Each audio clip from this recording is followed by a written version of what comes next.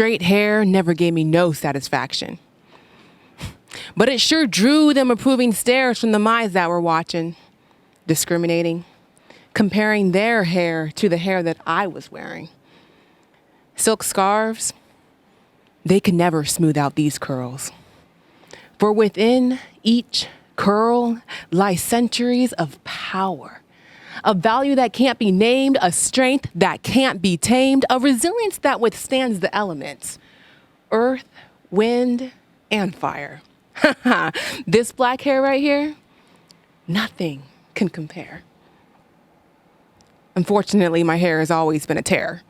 I remember back when I was 7, a tender-headed kid with hair so thick, I cried each time my mom pulled a comb through it. It's as if I knew even then these curls were a part of me. See, you can't just brush away your individuality. One day, a cop knocked on our door. He was responding to a neighbor's call about a child's scream, which happened to be coming from me, crumpled at my mom's feet on the bathroom floor. Cop asked, "What's wrong?"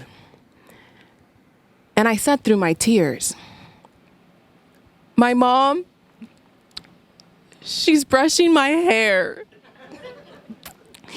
He replied, "She just wants you to look pretty."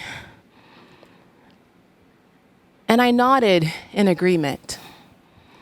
But to my bereavement, soon after he left, Nina took a scissors to my hair and cut it all off, declaring, "No hair, no tears." Year after year, my hair grew and grew, but I was always trying to hide it. Fake hair was what I was styling, and underneath all the weaves and the braids, my hair became once again strong and thick. So I put a relaxer in it to make it silky and soft. And that's when it all broke off. It was a blessing in disguise, because that's when I realized, if there's nothing to hide, why do we use our hair to hide behind? They say no pain, no gain, and that beauty is pain. But what's the gain in having beauty if we hide it away? I wish you'd see what I see. My soul screams. It'd be like peace. Why you got a 10-star potential but only got 6 stars?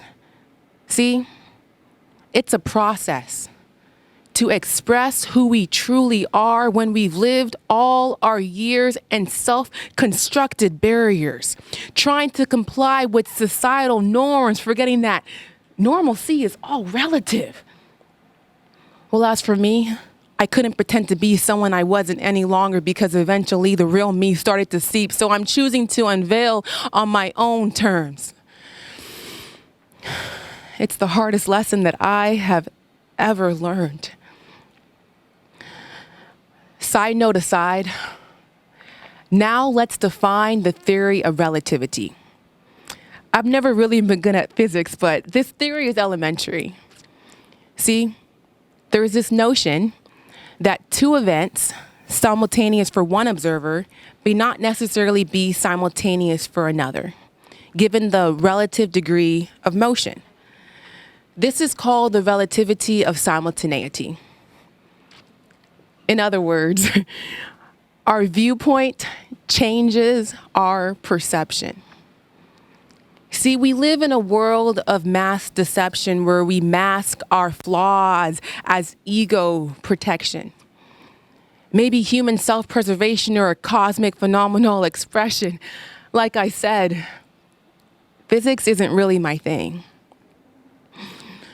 But bear with me a while, and I'll just simply say, my theory of naturality states, given that we each view the world differently, we are each our own version of normality.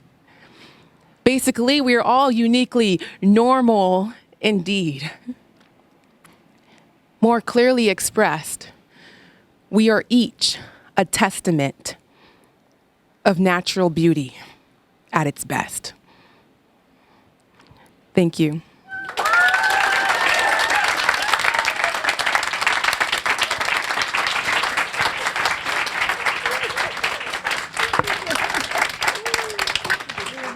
So it's awesome.